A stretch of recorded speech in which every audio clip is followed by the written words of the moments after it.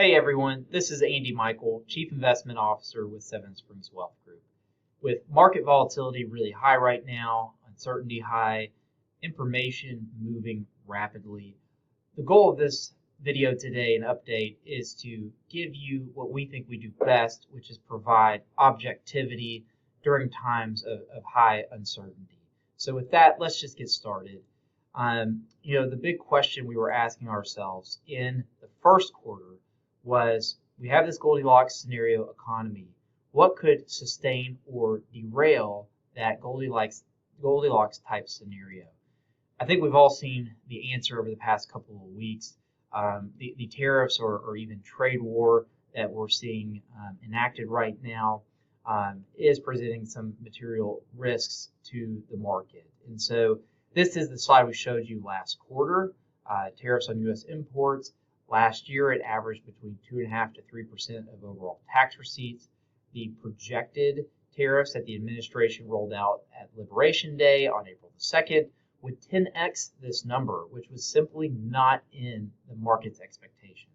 The market expected increased tariffs, just not 10x. And so that's what created that high level of volatility that we saw following that.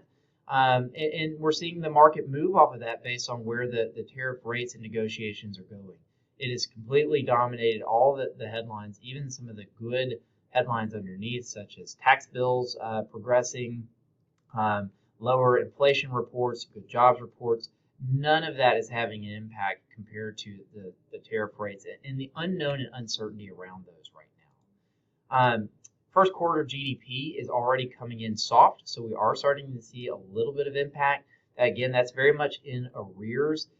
Really what the market's focused on right now, even more than Q1 GDP, is going to be things moving forward. So really everything that looks at data from March 31st in arrears is not going to get a lot of attention from the market right now.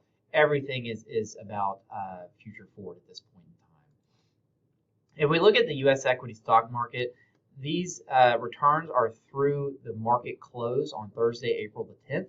The S&P 500 is down about 10% year to date. It has been down more in that amount of time. Obviously, it's been down less. It's changing rapidly every day, but right now it's down about 10%.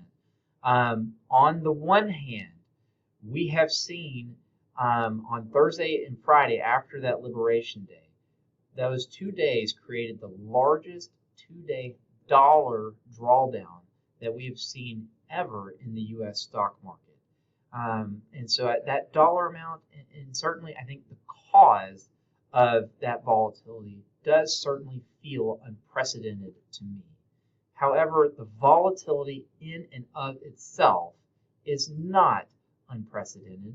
In fact, we have seen that type of volatility happen 4 times in the past 7 years alone.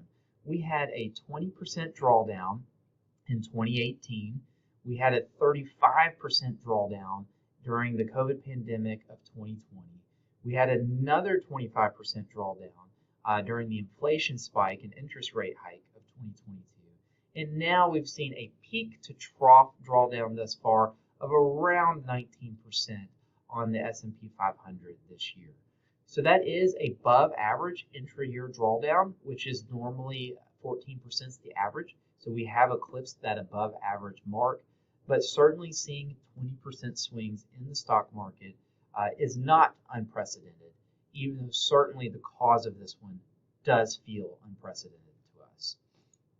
So with that, I want to talk about a couple of the questions that we're asking ourselves and looking for answers through the information news flow that we're seeing in markets right now, and want to share a couple of perspectives of how to think about that objectively, thinking long term.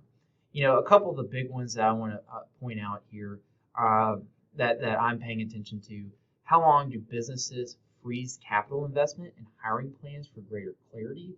One of the things that we're already starting to see from businesses is that investment decision. It's not a yes, it's not a no, it's a not yet.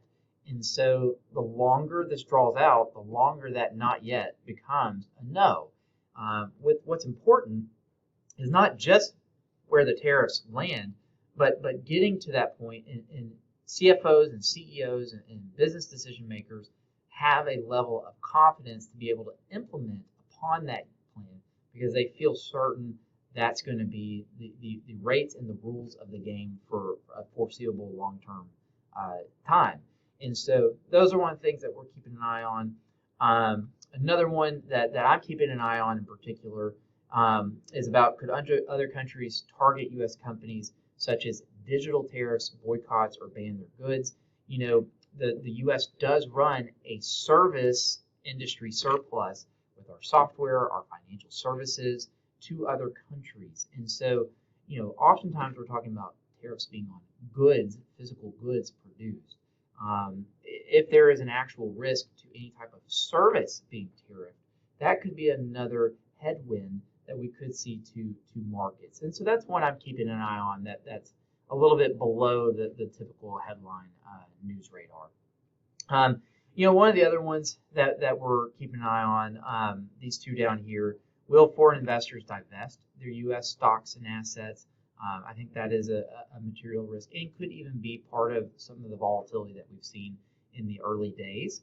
And then how will businesses that produce their goods outside of the U.S. and sell to U.S. consumers be able to manage in a high tariff environment?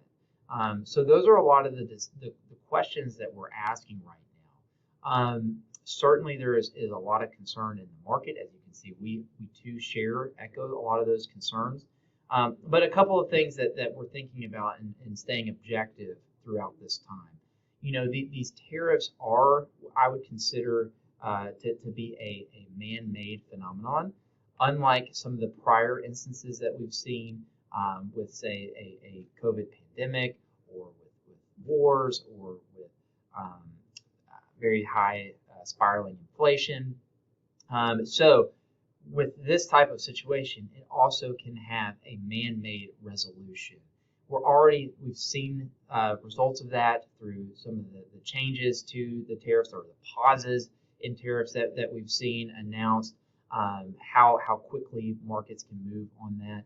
I genuinely think that markets are selling off and rising and spiking based on the level of uncertainty. I think uncertainty is the number one driver in markets right now over anything. And so if there is a quick man-made resolution to this, a lot of that uncertainty could be eroded and you could see a recovery come back in markets. Or if it continues to play out over a long period of time, that we could see that uncertainty discount stay in markets for some time. The other thing that I would mention, and I keep this post-it note on my desk, and so I thought it would be a good one to share with everyone. I keep a post-it note that says, buy Exxon when oil goes negative. Back in April 2020, we saw the price of oil actually have a negative contracted price. And so Exxon, at that point in time, was in the business of searching for, drilling, and producing and extracting an asset that was quote unquote worthless. If you simply just bought Exxon in the thick of that fog at that point in time, peak COVID lockdowns, the return over the next 5 years would be very, very, very good. As we know, oil did not become worthless. That quickly corrected, and investors that simply just purchased an oil conglomerate did very well, even though the fog at that time was very thick to the point that oil was negative. So I think there's a different but similar type fog on the market right now today. It is challenging when we have all of this uncertainty, all of this news flow. It's challenging to understand how the fog will get lifted. But we do believe that investors that take the long-term view could see a reward for investing during that uncertainty fog that we think at some point will dissipate, even though we don't know the length or duration of that fog. And so looking at our investment strategy and what to do about this as we move forward. This is the exact same slide that we showed everyone in our first quarter market update with one change. Rather than being optimistic but cautious like we were in the first quarter, we are now cautious but long-term optimistic. The big bold points are the ones I really want to hit here. We think it's important to stay diversified across regions, both U.S. and international. I think that the importance of owning both types of assets is even more important now than it has ever been, to really have that diversification through high uncertainty. You'll notice I underlined in the next bold one, stay flexible, and in the one below that, with a solid plan.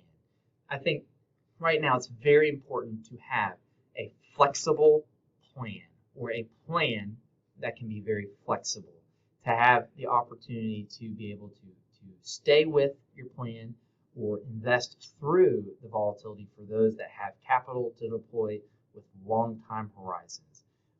It's very challenging to know when these types of events will have some type of bottom, how long any type of recovery could take. So that's why it's more important than ever to have a grounded, objective plan, but also to have flexibility with that plan where you can deploy capital at opportunistic times, but also when there's no value there, or the value has eroded, that you can no longer, you don't have to continue to do that. And so flexible plan, really, really important right now. Those are the main things that we're seeing and wanted to talk to you today about. We would love to talk with you directly to discuss what markets and impact is on your portfolio and your family's needs and concerns. So please do not hesitate to reach out to us today. We'd love to have that conversation directly. That's it for now. Thank you so much for watching. We'll see you again soon.